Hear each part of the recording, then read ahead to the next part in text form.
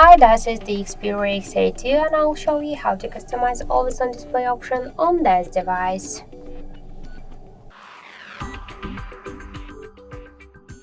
So first we should open the Muviz Edge application.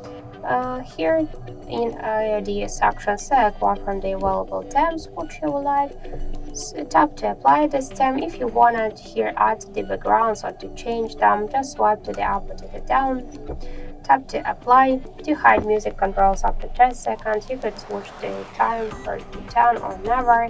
We could also turn on or turn off to show notifications and show the date by click on the switchers, and to show battery status always while charging or never.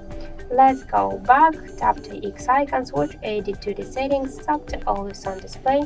Here on the right upper corner you will see the switcher which you could activate or turn off the AOD option, to show it on lock screen always while charging on music, to decrease and increase the brightness level, to switch the timeout from 5 seconds to never, the low power after time, to change the screen orientation from auto to portrait landscape or reverse landscape, to close it by double or single tap on the lock screen with a fingerprint if you use fingerprint unlock method, to close it on screen out, to set the shadow, the start, the end time, activate a turn off pocket mode option, and to disable this option during the calls.